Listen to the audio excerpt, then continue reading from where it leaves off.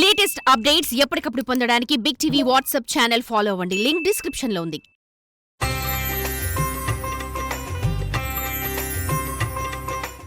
ఇప్పుడు మంత్రసిద్ధిలో పత్రదీపం చాలా అద్భుతమైనటువంటి సంకల్ప బలం.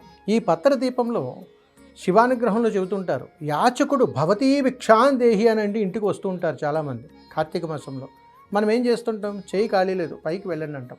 అలా గాని చేశామా కార్తీక మాసంలో మనల్ని వెంటాడేటువంటి పాపాలన్నీ కూడా చిట్టాలా పెరిగి భవిష్యత్తు కార్యాచరణలో మనకి ఎన్నో రకాలైనటువంటి సమస్యలు తెచ్చిపెడుతూ ఉంటాయి.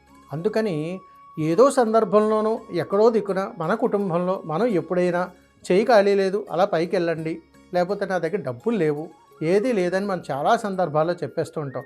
మరి దీనికి ప్రాయశ్చిత్తం ఏదైనా ఉందా అంటే ఉంది. అందుకని ఈశ్వరుడి యొక్క అనుగ్రహంతోటి సాక్షాత్తు కార్తీక మాసంలోనే ఎన్నో రకాలైనటువంటి పరిష్కారాలు ఆ పరమేశ్వరుడు మనకి ఇస్తూ ఉంటాడు.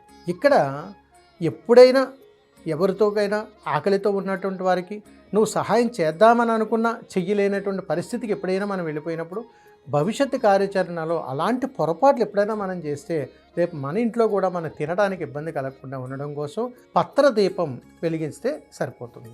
అందుకని కార్తీక మాసంలో నదీ పరివాహ ప్రాంతంలో ఉన్నటువంటి శివాలయం దగ్గరకు వెళ్ళి అక్కడ నదీ స్నానం ఆచరణ చేసి సంపూర్ణంగా భక్తి శ్రద్ధలతో దైవ దర్శనం చేసుకున్న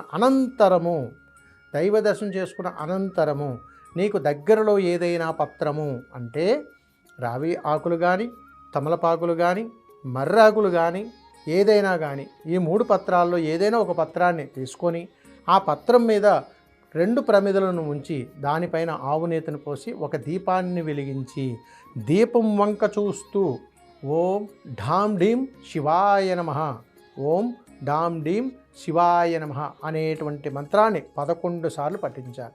ఈ విధంగా చేయటం వల్ల మనకు తెలియక చేసినటువంటి కొన్ని కర్మదోషాలు ఉంటాయి. అంటే భోజనం చేసిన తర్వాత చేతులను విధించడము, ఎంగిలి చేత్తో భోజనాన్ని వడ్డించడము, మనం తింటుండగా ఎవరికైనా దాన ధర్మాలు చేయటము, భోజనం చేస్తూ మధ్యలో అక్కడి నుంచి లెగిసి పక్కకి నడుచుకుంటూ వెళ్ళటము, ఇవన్నీ కూడా అన్నాన్ని అవమానించినట్టే.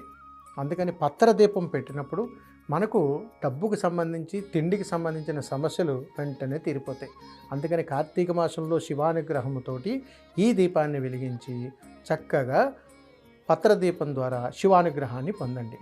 పత్రదీపం వెలిగించండి, కార్తీక మాసంలో శివానుగ్రహాన్ని తప్పనిసరిగా పొందండి. సర్వే జనా సుఖినో భవంతు. శుభం. నమస్కారం.